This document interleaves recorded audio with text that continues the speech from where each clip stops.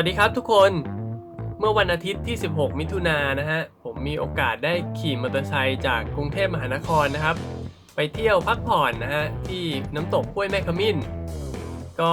เป็นภารกิจครับผมมีภารกิจหลักในการเก็บตาประทับอุทยานนะฮะซึ่งจริงๆแล้วนะฮะพาสปอร์ตท่องเที่ยวของอุทยานแห่งชาติเนี่ยเฉพาะจังหวัดกาญจนบุรีนะครับมันมีที่ให้ประทับตาเยอะมากเลยแล้วผมก็ยังขาดอีกหลายที่แต่ก็เอาเถอะอันนั้นก็เป็นเรื่องของอนาคตนะครับตอนนี้เนี่ยเดี๋ยวจะให้ดูบรรยากาศในการไปน้ำตกห้วยแม่ขมิ้นก่อนว่าทางไปตอนนี้เนี่ยเป็นยังไงบ้างเผื่อใครจะตามไปนะครับการจะเดินทางไปยังน้ำตกห้วยแม่ขมิ้นนะครับก็จะต้องเข้ามาในเขตของเขื่อนศรีนครินทร์ก่อนนะฮะก่อนจะถึงบริเวณทางเข้าเขื่อนศรีนครินทร์นะครับก็จะมีปั๊มอยู่1ปั๊มนะฮะเป็นปั๊มซัสโก้นะครับถัดจากนี้เนี่ย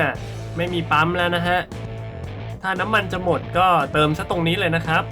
เติมน้ำมันเสร็จนะครับเราก็เดินทางเข้ามายังเขตของเขื่อนศรีนครินทร์นะฮะ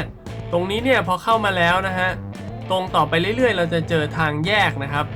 ซึ่งถ้าเลี้ยวซ้ายนะฮะเราจะไปน้ำตกห้วยแม่ขมิ้นกับน้ำตกเอราวัณนะฮะแต่ถ้าตรงต่อไปนะครับจะเป็นการขึ้นไปชมวิวยังสันเขื่อนศรีนครินทร์นะฮะซึ่งผมแนะนำให้ขึ้นไปก่อนนะครับไปชมวิวสันเขื่อนก่อนนะเพราะว่าวิวสวยครับคุ้มกับการแวะชมวิวมากเลยตอนที่ผมมาถึงนะฮะมีหมอกลงนะฮะแล้วฝนตกปลอยๆนะครับบรรยากาศดีมากนะฮะผมชอบมากเลยครับถึงแล้วสันเขื่อนศรีนครินทร์นั่นแหละก็เปียกๆกันไปนะครับเพราะว่าฝนตกอยู่เฮ้ยบรรยากาศแบบดีว่ะชอบเนี่ยฝนตกแม่งเหมือนหมอกลงอ่ะดูดิเวิร์กปะ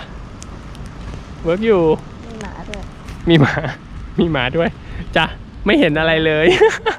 เห็นแต่หมอกใช้ได้นะครับสวยดีหน้าฝนก็อย่างนี้แหละน่าเที่ยวนะหลังจากชมวิวบริเวณสันเขื่อนเป็นที่เรียบร้อยนะครับเราก็ลงจากสันเขื่อนฮะแล้วก็มุ่งหน้าไปยังน้ำตกห้วยแม่ขมิ้นซึ่งทางไปน้ำตกห้วยแม่ขมิ้นนะครับจากตรงนี้เนี่ยก็จะมีทางแยกนะครับไปน้ำตกเอราวัณก่อนนะครับซึ่งถ้าใครที่จะไปเล่นน้ำนะฮะผมแนะนำว่าถ้าเล่นน้ำอย่างเดียวนะครับก็ไปน้ำตกเอราวัณก็ได้ครับเพราะว่าตัวน้ำตกเอราวัณเนี่ยก็มีที่เล่นน้ำนะครับกว้างใหญ่สวยงามไม่แพ้น้ำตกห้วยแม่ขมิ้นเลยจริงๆแล้วอาจจะรับนักท่องเที่ยวได้มากกว่าด้วยซ้ำนะฮะแต่สำหรับใครที่อยากจะไปชื่นชมความงามของน้ำตกห้วยแม่ขมิ้นสักครั้งหนึ่งนะฮะอยากไปดูเพื่อให้รู้ว่ามันเป็นยังไง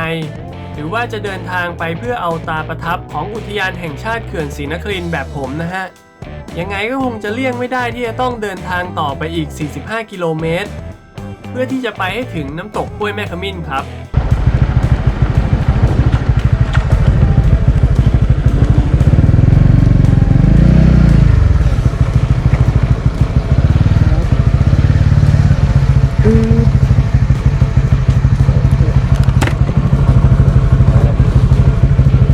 ครับ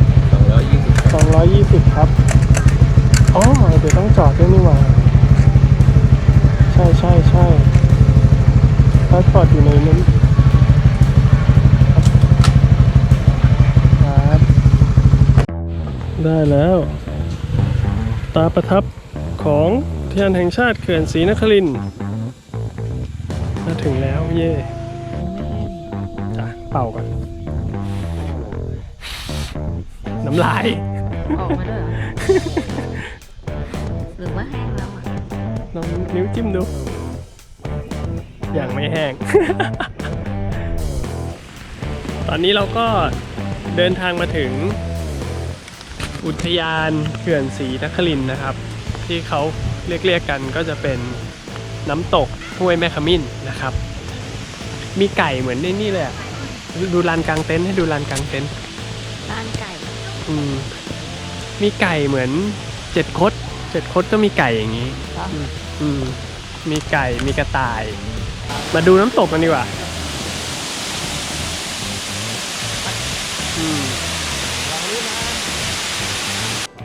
สำหรับน้ำตกห้วยแม่ขมิ้นนะครับลานกลางเต็นท์โรงอาหารแล้วก็น้ำตกชั้นที่4นะฮะ อยู่ใกล้บริเวณลานจอดรถมากๆนะครับเรียกได้ว่าลงจากรถมาเนี่ยไม่กี่ก้าวนะครับก็ถึงน้ำตกแล้วนะฮะน้ำตกที่อยู่บริเวณลานจอดรถนี้นะครับมีชื่อว่าฉัตรแก้วนะครับเป็นน้ำตกชั้นที่ 4 จากบรรดาน้ำตกทั้งหมด 7 ชั้นของน้ำตกห้วยแม่ขมิ้นนะครับซึ่งชั้นนี้เนี่ยไม่สามารถลงเล่นน้ำได้ถ้าใครอยากจะลงเล่นน้ำนะฮะจะต้องเดินลงไปข้างล่างชั้นที่ 3 วังหน้าผาชั้นที่ 2 ม่านขมิ้นชั้นที่ 1 ดงว่านทั้ง 3 ชั้นนี้นะครับสามารถเล่นน้ำได้ทุกชั้นเลยอันนี้ครับชั้น 2 ครับม่านขมิ้นนะครับม่านขมิ้นซึ่งก็ใหญ่เลยนะฮะใหญ่เลยใหญ่มากแบบรับนักท่องเที่ยวได้เยอะอยู่นะครับมันมีหลายชั้นอย่างนี้รับนักท่องเที่ยวได้เยอะๆอย่างนี้เนี่ยไม่แน่ใจว่าถ้าเทียบกับเอราวัณแล้วอันไหนรับนักท่องเที่ยวได้มากกว่านะฮะเอราวัณก็ใหญ่ใหญ่ไม่แน่ใจจริงๆไม่รู้จะเทียบกันยังไงเพราะว่าอันนี้ผมยังเดินไม่ครบนะครับนอกจากนี้ถ้าเผื่อว่าเราเดินขึ้นนะครับจะเจอกับชั้นที่ 5 ไหลจนหลงชั้นที่ 6 ดงผีเสื้อแล้วก็ชั้นที่ 7 ร่มเกล้านะครับซึ่งตัวผมเองในวันนี้นะครับไม่ได้เดินขึ้นข้างบนแต่อย่างใดนะฮะเนื่องจากตอนนี้นะครับก็เริ่มจะเย็นมากแล้วนะฮะถ้าเผื่อว่าลงไปข้างล่างแล้วย้อนกลับไปข้างบนอีกเนี่ยจะเสียเวลามากเกินไปเดี๋ยวขาออกจากน้ำตกนะฮะจะมืดซะก่อนแล้วจะอันตรายนะครับก็เลยตัดสินใจว่าจะเดินแค่ชั้น1 2 3 4นี้ก็พอละครับกลับมาที่รถนะครับเจ้าหน้าที่บอกว่ารถล้มนะฮะเพราะว่าฝนตกนะแล้วดินมันก็อ่อนนะครับพอดินมันโดนน้ำมันอ่อนมันก็เลยล้มนะฮะเขาก็เลยมายกให้นะครับก็เปื้อนนิดหน่อยนะหมวกเบิกอะไรแต่คิดว่ากระติกน้ำนะครับกระติกมันมีน้ำอยู่ข้างในนะมันก็คงน้ำหกน่าจะหกอยู่ข้างในนี้แหละน้ำน่าจะหกอยู่ในนี้ นะเดี๋ยวลองเปิดดูแล้วกันว่าเป็นยังไงเรื่องที่ดีที่สุดของวันนี้นะครับก็คือรถล้มนะครับแต่ว่ากระติกน้ำนะครับน้ำไม่หกออกมาเว้ยเนี่ยเอาไว้ตรงนี้เปิดแล้วไม่หกงงเหมือนกัน ถึงบอกว่าเป็นเรื่องที่ดีที่สุดของวันนี้นะครับไม่งั้นเนี่ยกระเป๋าเสื้อผ้าเนี่ยยังต้องเลอะโค้ก เลอะเอสนะฮะแล้วก็ทิพหายกันใหญ่นะครับโอเคเดี๋ยวล้างรถต่อล้างในส่วนอื่นๆต่อนะฮะแล้วก็กลับที่พักดีกว่าก็ล้มแล้วก็กระจกเบี้ยวนะครับก็เดี๋ยวเอาประแจเบอร์14ที่ซื้อมา ของมันต้องมีครับของมันต้องมีประแจเบอร์14ถ้าแดนนี่ฮะเอาไว้ไขอันนี้น่ะนี่ล่ะปึ๊บ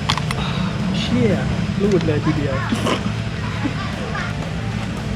คิดว่าอยู่แล้วฮะได้แล้วฮะมีโอกาสได้ใช้ต้องโชว์ซะหน่อย โอเคปิดได้ thank you ขอบใจปิดไม่ได้ปิดให้ก็ได้และนั่นแหละฮะก็เป็นสาเหตุนะครับที่ทำให้ผมต้องขี่มอเตอร์ไซค์แฮนด์เบี้ยวๆนะฮะกลับจากน้ำตกห้วยแม่ขมิ้นนะครับไปยังที่พักในตัวเมืองจังหวัดกาญจนบุรีนะครับเพราะว่าผมยังไม่ทราบนะฮะถึงวิธีการที่จะทำแฮนด์ให้มันกลับเป็นปกตินะครับซึ่งมารู้ทีหลังว่าจริงๆแล้วอาการแฮนด์เบี้ยวของ CB150R นะฮะมันเกิดขึ้นได้ค่อนข้างง่ายนะครับก็คือล้มแปะปุ๊บแล้วก็เบี้ยวนะฮะแล้วก็มีวิธีการแก้ที่ไม่ยากนะฮะไม่ยากบางคนใช้วิธีการล็อกคอนะครับแล้วก็ดัดแฮนด์กลับให้ตรงนะครับบางคนไปดัดกับฟุตบาทนะฮะส่วนตัวผมเนี่ยครับไม่ทันได้คิดว่ามันล็อกคอได้เนาะก็ไปใช้เข่านะฮะเอาเข่าหนีบไว้นะครับแล้วก็เอามือจับแฮนด์บาร์ดัดให้มันตรงนะครับแต่วิธีการดัดแฮนด์นี้นะฮะบางคนดัดแล้วน็อตขาดซึ่งผมก็ไม่ทราบว่าน็อตตัวไหนขาดนะครับแต่ว่าผมโชคดีนะฮะไม่ได้มีปัญหาตรงนั้นก็ดัดแฮนด์ให้ตรงแล้วก็ขี่ได้ปกติทุกอย่างปกติเลยครับเอาละครับอย่าลืมติดตาม YouTube Channel ช่องนี้เอาไว้นะฮะเพราะว่าเราจะมีอัปเดตในเรื่องของสถานที่ท่องเที่ยวเรื่องของการขับขี่มอเตอร์ไซค์เรื่องของแกดเจ็ตต่างๆนะฮะแล้วก็เรื่องน่าสนใจอื่นๆอีกให้ได้รับชมกันในโอกาสหน้านะครับพบกันใหม่คลิปหน้าวันนี้สวัสดีครับ